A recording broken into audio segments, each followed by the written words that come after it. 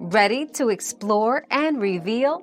Dive into today's question and uncover the answers together.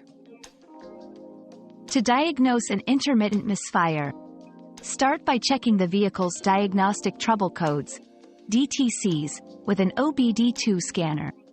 Next, inspect the spark plugs, ignition coils, and fuel injectors for wear or damage. Don't overlook the fuel pressure and air intake system, as these can also cause misfires.